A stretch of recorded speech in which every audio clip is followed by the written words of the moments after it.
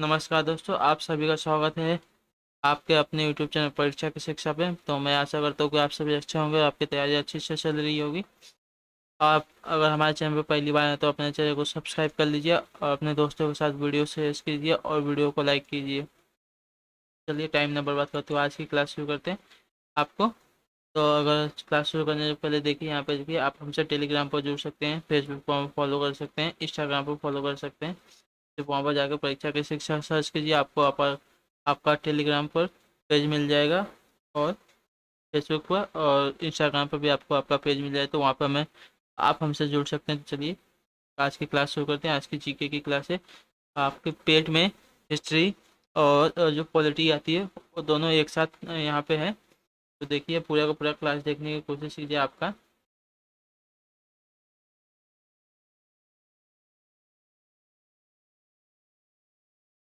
देखिए पहला क्वेश्चन आपसे क्या पूछा गया है। पहला प्रश्न है आपका, भारत में निम्नलिखित में से किस राज्य में जन्म दर न्यूनतम है। भारत में निम्नलिखित में से किस राज्य में आपका जो जन्म दर है वो न्यूनतम है, आपसे ये पूछा गया है। सबसे कम है जो 2011 की घटना हुई थी उसके अनुसार भारत में केरल राज्य में आपका जन्म दर न्यूनतम है। तो जिसने भी ऑप्शन नंबर ए इसका उत्तर दोस्तों राइट हो जाएंगे। चलिए आपका अगला प्रश्न देखते हैं। जो आपका पूछा गया सार्क का मुख्यालय कहाँ स्थित है। तो जो आपका सार्क है उसका मुख्यालय आपसे पूछा जाएगा वो कहाँ स्थित है। तो इस प्रश्न का उत्तर देने की कोशिश की, आपका राइट आंसर क्या हो जाएगा दोस्तों। सार्क का मुख्यालय आपसे पूछा गया है।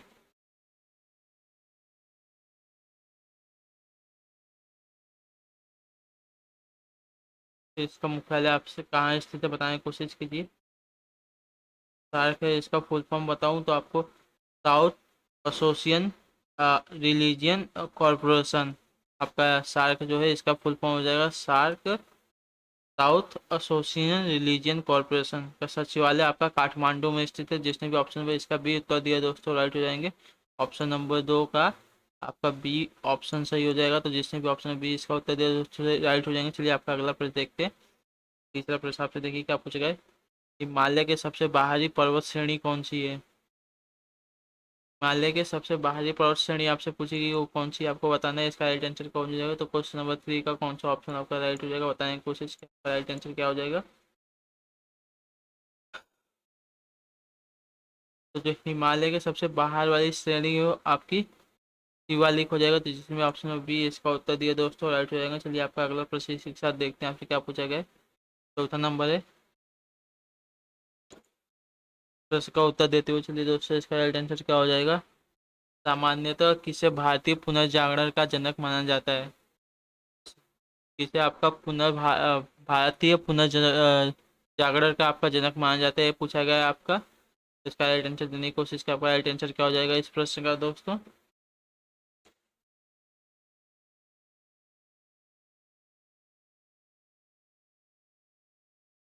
भारतीय पुनर्जागरण का जनरल आपका राजा राम मनोहर राय को माना जाता है, राजा राम मोहन राय को माना जाता है। जिसने भी ऑप्शन बी इसका उत्तर दिया दोस्तों राइट हो जाएंगे। राजा राम मोहन राय ने 1828 में ब्रह्म समाज की स्थापना की थी।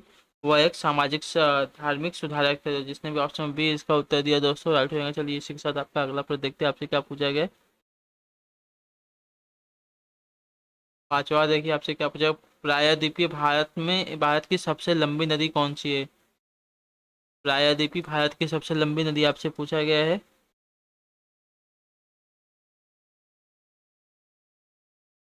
इस प्रश्न का उत्तर देने की कोशिश कीजिए दोस्तों, इसका राइट आंसर क्या हो जाएगा।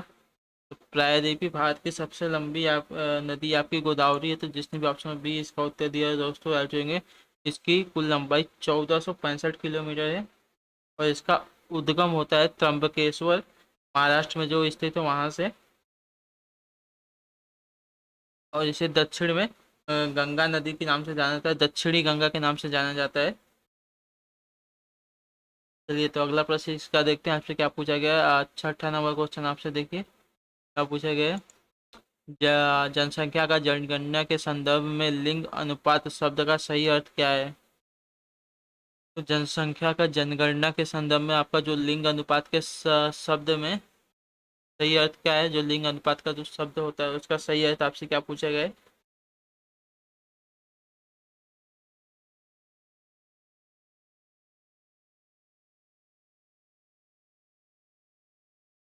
तो जिसका भी ऑप्शन में इस प्रश्न का दोस्तों ऑप्शन नंबर बी है, राइट हो जाएंगे। 1000 पुरुषों पर स्त्रियों की संख्या का लिंग अनुपात होता है। ये भी ऑप्शन नंबर बी इसका उत्तर दिया दोस्तों, राइट हो गया। चलिए आपका अगला प्रश्न देखते हैं आपसे क्या पूछा गया। अ, किन भारतीय भाषाओं में सर्वोत्तम लेखन के लिए साहित्य अकादमी पुरस्कार दिया जाता है? इसका उत्तर देने की कोशिश का आपका राइट आंसर क्या हो जाएगा दोस्तों? किन भारतीय भाषाओं में सर्वोत्तम लेखन के लिए साहित्य अकादमी पुरस्कार आपको दिया जाता है? तो इसका उत्तर देने की कोशिश का राइट आंसर क्या हो जाएगा दोस्तों?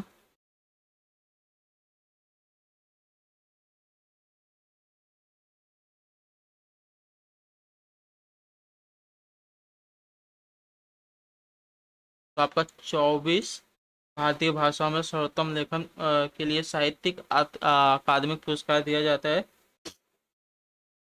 तो जिसमें भी इसका ऑप्शन नंबर डी उत्तर दिया है 7वें नंबर प्रश्न का, और राइट हो जाएगा दोस्तों। चलिए आपका अगला प्रश्न देखते हैं आपसे क्या पूछा गया। 8वां नंबर प्रश्न आपसे, निजता का अधिकार किसके अधीन होता है आता है?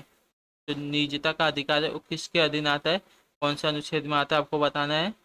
इसका राइट आंसर क्या हो जाएगा दोस्तों? इस प्रश्न का उत्तर देने की कोशिश की आपसे, इसका राइट आंसर क्या हो जाएगा?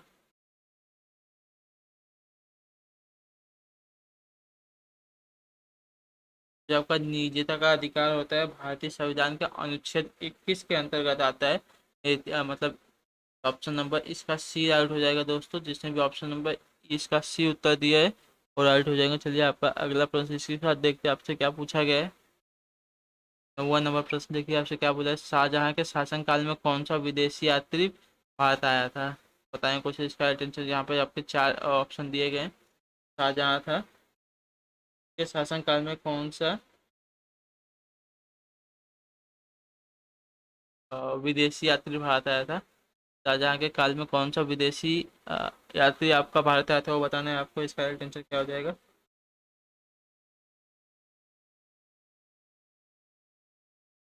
आपका शाहजहां का शासनकाल 1627 से लेकर 1658 तक था।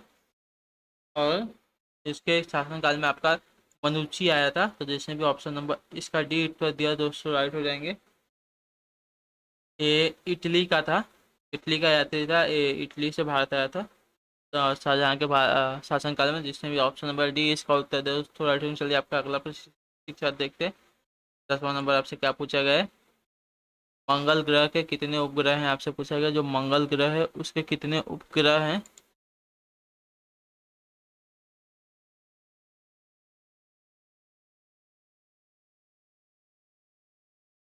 तो मंगल ग्रह पे आपके 2 उपग्रह हैं। तो जिसने भी ऑप्शन में इसका बी उत्तर दिया दोस्तों, राइट हो जाएंगे। मंगल ग्रह के 2 उपग्रह, एक फोबोस और एक डिमोस। दोनों उपग्रहों की खोज 1877 में आल्फा हॉल द्वारा की गई थी। तो चलिए आपका अगला प्रश्न देखते हैं आपसे क्या पूछा गया। 11वां नंबर प्रश्न है, निम्न में से किस संविधान संशोधन अधिनियम से संविधान में मौलिक कर्तव्यों को शामिल किया गया था? आपसे पूछा गया। इसका राइट आंसर क्या आ जाएगा? पॉलिटी की क्वेश्चन है। निम्न में से किस संविधान संशोधन अधिनियम में संविधान के इस मौलिक कर्तव्यों को शामिल किया गया था? आपका राइट आंसर इसका क्या हो जाएगा दोस्तों? बताने की कोशिश कीजिए इसका राइट आंसर।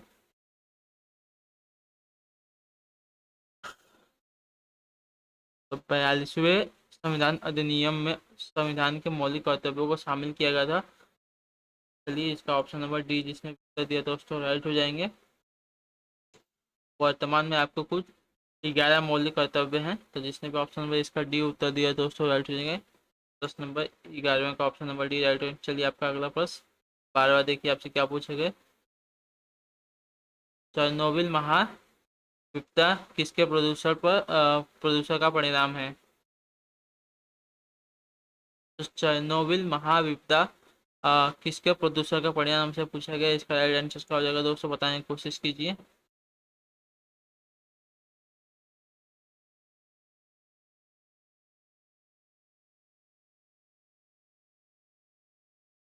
जिसने भी इसका ऑप्शन नंबर डी उत्तर दिया दोस्तों, राइट हो जाएंगे। रेडियोधर्मी अपशिष्ट, तो जिसका भी ऑप्शन नंबर डी है दोस्तों, जो आपका चेरनोबिल महाविपदा है, एक परमाणु दुर्घटना थी जो 26 अप्रैल 1966 को 86 को यूक्रेन ये चेरनोबिल में हुई थी। तो जिसने भी इसका ऑप्शन नंबर डी इसका उत्तर दिया है दोस्तों, राइट हो जाएंगे। चलिए आपका अगला प्रश्न देखते हैं। 13वां नंबर प्रश्न आपसे देखिए क्या पूछा गया है। द्वितीय हरित क्रांति के उद्देश्य निम्नलिखित में से किस कृषि उत्पाद की वृद्धि से संबंधित है। तो द्वितीय हरित क्रांति का उद्देश्य निम्नलिखित में से किस कृषि उत्पाद की वृद्धि से संबंधित आपसे पूछा गया। इसका राइट आंसर देने की कोशिश कीजिए। आपका राइट आंसर क्या हो जाएगा। जबकि द्वितीय हरित क्रांति हुई थी उसमें किस कृषि उत्पाद की वृद्धि से संबंधित है आपको बताना है। तो समावेशी विकास जैसा भी ऑप्शन इसका दिया है ऑप्शन नंबर सी वो राइट हो जाएगा दोस्तों। इसका ऑप्शन नंबर सी राइट है। द्वितीय हरित क्रांति का उद्देश्य कृषि उत्पादन में बदलाव है जिसे व्यापक रूप से धरती पर बढ़ती आबादी को खिलाने और बनाए रखने के लिए आवश्यक समझा जाता है। इस क्रांति का संबंध कृषि उत्पादों में समावेशी विकास से है। जिसने भी ऑप्शन नंबर इसका सी उत्तर दिया है दोस्तों राइट हो जाएंगे। चलिए आपका अगला प्रश्न देखते हैं। 14वां नंबर प्रश्न आपसे क्या पूछा गया है। भारत के उत्तर पश्चिम भाग में शीतकाल में निम्नलिखित में से किस कारण से वर्षा होती है आपसे पूछा गया। जो भारत का उत्तर पश्चिम वाला भाग है वहाँ पे शीतकाल में किस कारण से वर्षा होती है। तो इस प्रश्न का उत्तर देने की कोशिश कीजिए। इसका राइट आंसर क्या हो जाएगा दोस्तों।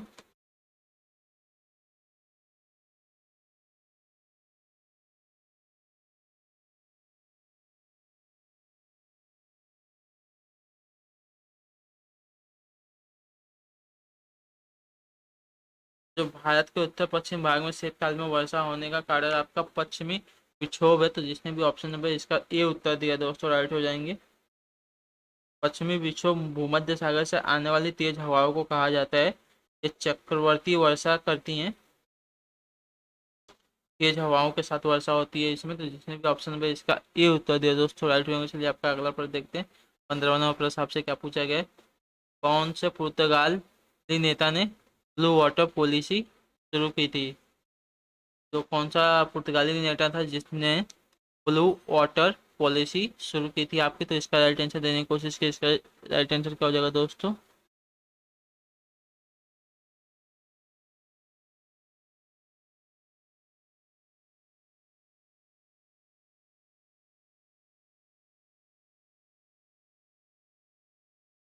तो आपका जो पुर्तगाली नेता था फ्रांसिस्को डी अल्मोड़ा ने शुरू की थी ब्लू वाटर पॉलिसी। जिसने भी ऑप्शन नंबर इसका ए उत्तर दिया दोस्तों वो राइट हो जाएंगे।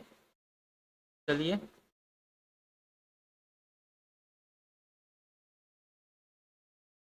इस पॉलिसी का आपका उद्देश्य था सामुद्रिक साम्राज्य की स्थापना करना। विशेष तौर पर जो हिंद महासागर को नियंत्रित करना था इसका। चलिए ऑप्शन नंबर ए जिसने भी उत्तर इसका दिया दोस्तों राइट होंगे। चलिए आपका अगला प्रश्न देखते हैं। 16वां नंबर प्रश्न आपसे क्या पूछा गया। न्यूनतम अल्पकालीन प्राकृतिक संकट कौन सा है। जो आपका न्यूनतम अल्पकालीन प्राकृतिक संकट आपसे पूछा गया है कौन सा है।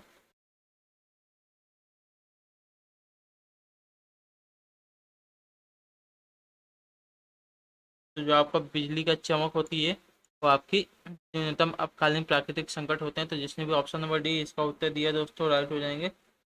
ये आपका अगला प्रश्न देखते हैं। आपसे क्या पूछा गया है। 17वां नंबर प्रश्न है। तालीकोटा के युद्ध के समय विजयनगर साम्राज्य में कौन से राजवंश का राज था।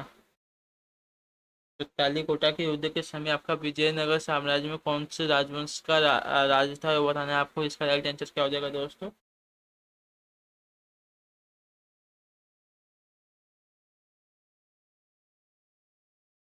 तो उस समय तुलु राजवंश का राज था। जिसने भी ऑप्शन नंबर सी इसका उत्तर दिया दोस्तों राइट हो जाएंगे। तालीकोटा का युद्ध यानी बन्नी हट्टी या राजछक्स टांगड़ी का युद्ध 23 जनवरी 1565 में हुआ था। उस समय तुलु राजवंश तथा तुलु वंश का अंतिम शासक सदाशिव राय था। तो इसका ऑप्शन नंबर जिसने भी सी उत्तर दिया दोस्तों राइट होंगे। चलिए आपका अगला प्रश्न देखते हैं। आपका क्या पूछा गया। 18वां नंबर प्रश्न आपसे पूछा गया। पृथ्वी तल के नीचे के पिघले हुए पत्थर को क्या कहा जाता है। जो पृथ्वी तल के नीचे के पिघले हुए पत्थर को आपको क्या कहा जाता है बताना है। आपका राइट आंसर क्या हो जाएगा इस दोस्तों इसका।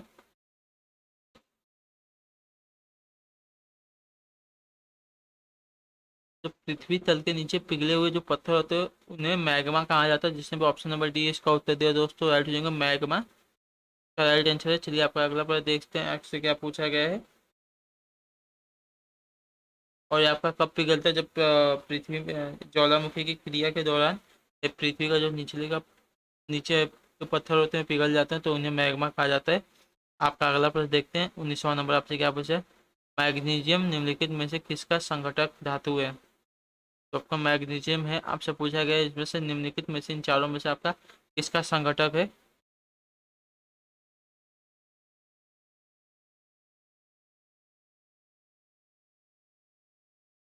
जो आपका मैग्नीशियम है ये परहरित अणु यानी क्लोरोफिल का संघटक धातु है। तो जिसने भी ऑप्शन नंबर इसका ये उत्तर दिया दोस्तों राइट हो जाएंगे। क्लोरोफिल एक हरित लवक है या पौधे के हरे रंग के लिए अ, एक वर्णक है। जिसने भी इसका ऑप्शन नंबर ये उत्तर दिया दोस्तों रहेगा। क्लोरोफिल के केंद्र में मैग्नीशियम का एक परमाणु होता है। चलिए आपका अगला प्रश्न देखते हैं। 20वां नंबर आपसे क्या पूछा गया? निम्नलिखित में से कौन सा घटक प्रवर्धक साधन के रूप में प्रयुक्त होता है? तो इस प्रश्न का उत्तर देने की कोशिश, इसका राइट आंसर क्या हो जाएगा साथियों? जो आपका ये चारों दिया है इसमें से कौन सा एक घटक प्रवर्धक साधन के रूप में प्रयुक्त होता है? इसका राइट आंसर देने की कोशिश का आपका राइट आंसर क्या हो जाएगा दोस्तों?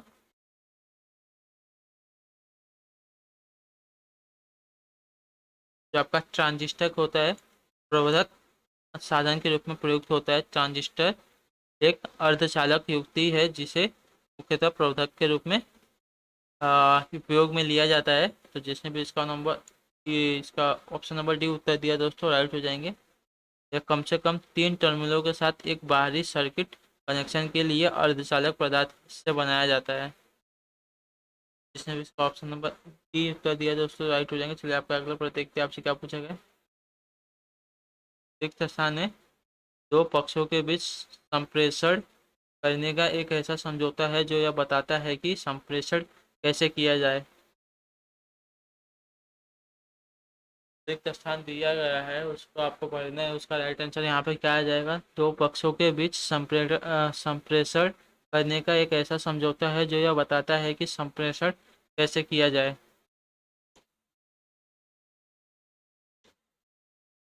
तो वहाँ पे आपका आता है प्रोटोकॉल, राइट आंसर हो जाएगा इसका। प्रोटोकॉल दो पक्षों के बीच संप्रेषण करने का एक ऐसा समझौता है जो यह बताता है कि संप्रेषण कैसे किया जाए। तो जिसने भी ऑप्शन नंबर इसका डी उत्तर दिया दोस्तों राइट हो जाएंगे।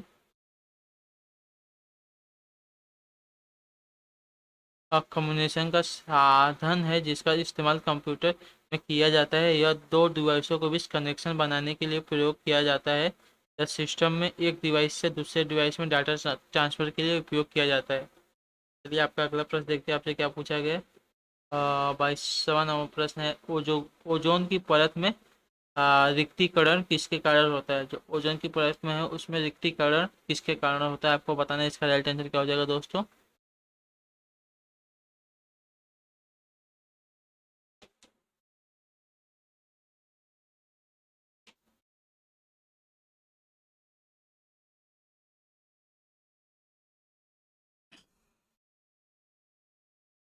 ओजोन की परत में आपका रिक्तीकरण पूछा गया किसके कारण होता है? तो वो होता है आपका क्लोरोफ्लोरोकार्बन के कारण। तो जिसने भी इसका ऑप्शन नंबर सी उत्तर दिया दोस्तों राइट हो जाएंगे।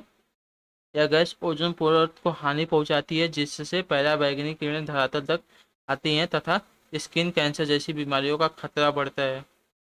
और आपकी जो ओजोन परत होती है वह समताप मंडल में पाई जाती है। जिसने भी इसका ऑप्शन नंबर सी उत्तर दिया दोस्तों राइट हो जाएंगे। ओजोन परत की व्यक्तिकरण आपकी क्लोरोफ्लोरोकार्बन के कारण होती है। तो जिसने भी ऑप्शन नंबर इसका सी उत्तर दिया दोस्तों राइट होंगे। चलिए आपका अगला प्रश्न देखते हैं। 23 नंबर प्रश्न आपका क्या पूछा गया है? सरिस्का और रणथंभौर निम्नलिखित में से किसका सुरक्षा करती है सुरक्षित स्थान है? पूछा है सरिस्का और रणथंभौर जो आपका वन्य जीव अभयारण्य है वो किसका सुरक्षित स्थान है आपको बताना है। इसका राइट आंसर क्या हो जाएगा? तो आपके टाइगर रिजर्व वन्य जीव अभयारण्य है। तो जिसने भी इसका नंबर ऑप्शन नंबर सी उत्तर दिया है बाघ और राइट हो जाएगा। बाघ को इंग्लिश में टाइगर कहा जाता है। तो इसका आंसर आपका सी राइट हो जाएगा।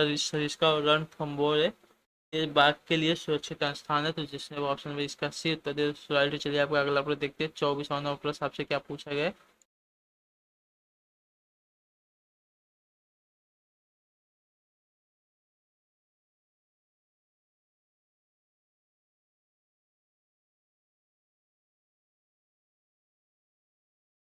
अंतर्राष्ट्रीय साझेदारी मतलब इंटरनेशनल अंडरस्टैंडिंग अंडरस्टैंडिंग के लिए दिया जाने वाला जवाहरलाल नेहरू पुरस्कार किसके द्वारा दिया जाता है। तो अंतर्राष्ट्रीय साझेदारी है के लिए दिए जाने वाला आपका जाने वाला जवाहरलाल नेहरू पुरस्कार किसके द्वारा दिया जाता है, आपको बताना है। इसका राइट आंसर क्या हो जाएगा दोस्तों।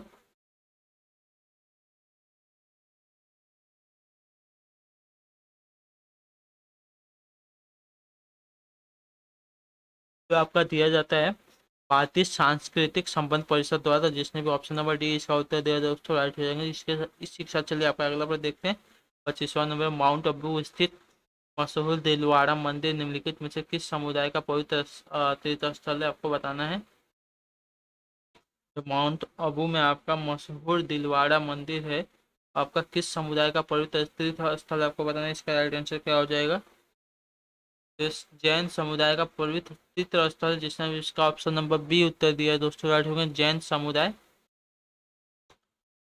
इसी के साथ आपका अगला प्रश्न देखते हैं। आपसे क्या पूछा है कि प्रश्न का उत्तर देने की कोशिश की आपको सभी लोग। इसका राइट आंसर क्या हो जाएगा दोस्तों।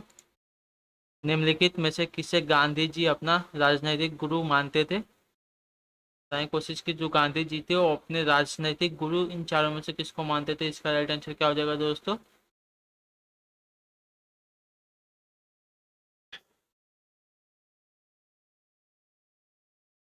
जो गांधी जी थे अपने राजनीतिक गुरु गोपाल कृष्ण गोखले को मानते थे, जिसने वो ऑप्शन नंबर डी इसका उत्तर दिया दोस्तों राइट हो जाएंगे।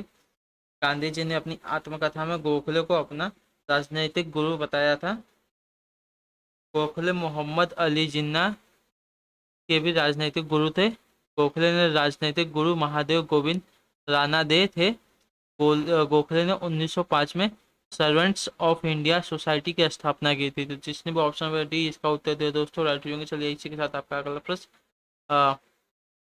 27वां नंबर पर देखते हैं। आपसे क्या पूछा गया। निम्नलिखित में से कौन सा संविधान संशोधन अधिनियम प्रारंभिक शिक्षा के मूल अधिकार के रूप में होने से संबंधित है। कौन सा संविधान संशोधन अधिनियम प्रारंभिक शिक्षा के मूल अधिकार के रूप में होने से संबंधित है, आपका राइट आंसर इसका क्या आ जाएगा दोस्तों, बताने की कोशिश कीजिए सभी प्रश्न का उत्तर।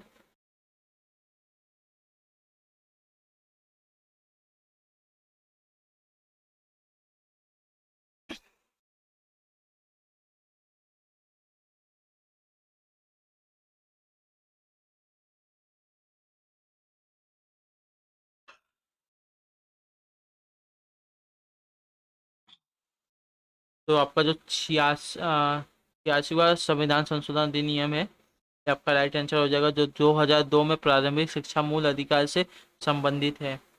इसके द्वारा देश के 6 से 14 वर्ष तक के बच्चों के लिए अनिवार्य शिक्षा एवं निःशुल्क शिक्षा का मौलिक अधिकार के रूप में मान्यता देने की संबंधित प्रावधान किया गया है। इसे संविधान के अनुच्छेद 21वें ए के अंतर्गत जोड़ा गया है, जिसमें भी ऑप्शन नंबर इसका सी उत्तर दिया है। 86वां संविधान संशोधन अधिनियम राइट हो जाएंगे। चलिए आपका अगला प्रश्न देखते हैं क्या पूछा गया। 28वां नंबर है, विश्व का सबसे बड़ा द्वीप समूह कौन सा है। विश्व का सबसे बड़ा द्वीप समूह आपका कौन सा है, आपका राइट आंसर इसका क्या हो जाएगा दोस्तों। इस प्रश्न का उत्तर देने की कोशिश कीजिए।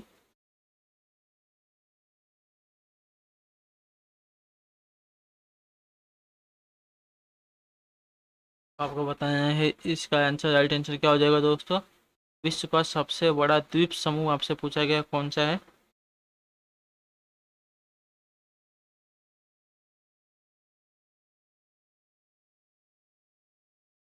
इसका भी ऑप्शन नंबर इसका ए आ रहा है दोस्तों राइट हो जाएंगे, ग्रीनलैंड। ये आपका विश्व का सबसे बड़ा द्वीप समूह है, तो जिसने भी ऑप्शन नंबर इसका ए उत्तर दिया है दोस्तों राइट हो जाएंगे। जो आपका ग्रीनलैंड है ये अंटार्कटिक महासागर और अंटार्कटिका महासागर के बीच कनाडा के पूर्व में स्थित है। यह भौगोलिक रूप से उत्तरी अमेरिका का हिस्सा है, लेकिन राजनीतिक रूप से यूरोप से जुड़ा हुआ है। जिसने भी इसका ऑप्शन नंबर ए उत्तर दिया दोस्तों राइट हो जाएंगे। इसी के साथ चलिए आपका अगला प्रश्न देखते हैं। 19वां नंबर पर से पन्नालाल घोष निम्नलिखित में से कौन सा वाद्य यंत्र बजाते थे। जो आपके पन्नालाल घोष जी थे वो आपका कौन सा वाद्य यंत्र बजाते थे। आपको इसका राइट आंसर देना है दोस्तों। इसका राइट आंसर क्या हो जाएगा। जो आपके पन्नालाल घोष थे आपके बांसुरी वाद्य यंत्र बजाते थे। जिसने भी ऑप्शन नंबर इसका ये उत्तर दिया दोस्तों राइट हो जाएंगे। पन्नालाल घोष को अमल ज्योति घोष के नाम से भी जाना जाता है। यह भारतीय बांसुरी वादक हैं। इनका संबंध हिंदुस्तानी शास्त्रीय संगीत से है। इनकी मृत्यु 20 अप्रैल 1960 को नई दिल्ली में हुई थी। जिसने भी इसका ऑप्शन नंबर ए उत्तर दिया दोस्तों राइट हो जाएंगे। चलिए आपका अगला प्रश्न देखते हैं और आखिरी प्रश्न है। रियो शिखर सम्मेलन का संबंध किससे है। तो आपका रियो शिखर सम्मेलन का संबंध आपसे पूछा गया है किससे है। तो इसका राइट आंसर देने की कोशिश कीजिए। राइट आंसर क्या हो जाएगा दोस्तों।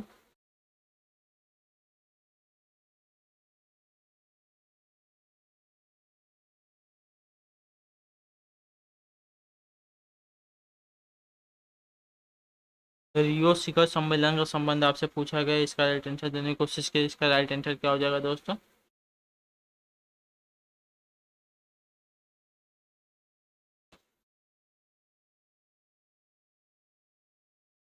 रियो शिखर सम्मेलन का संबंध आपका हो जाएगा जैव विविधता पर सम्मेलन। तो जिसने भी ऑप्शन नंबर इसका ए उत्तर दिया दोस्तों राइट हो जाएंगे। जैव विविधता पर सम्मेलन ऑप्शन ए जिसने भी इसका उत्तर दिया दोस्तों राइट हो जाएंगे। तो आई होप कि आपको क्लास अच्छी लगी हो। अच्छी लगी हो तो अपने कमेंट हमें अपनी अपना जो कमेंट अपनी राय हमें आप सॉरी आप अपनी राय हमें अपने कमेंट में दे सकते हैं। और वीडियो अच्छी लगी तो लाइक कर दीजिए और अपने दोस्तों के साथ शेयर कर दीजिए। और फिर से बोलना चाहते हो कि अगर आप हमारे चैनल पर पहली बार आए तो हमारे चैनल को सब्सक्राइब कर लीजिए। हम आपकी यूपी प्रदर्शी पेट की तैयारी ऐसे ही लगातार कराते रहेंगे। तो जिसने भी अभी तक सब्सक्राइब नहीं किया है तो सब्सक्राइब कर लीजिए और बेल आइकन को भी प्रेस कर लीजिए। चलिए तो आपसे मिलते हैं आपके अगली क्लास में। तब तक के लिए टाटा बाय बाय। जय हिंद जय भारत। Take care.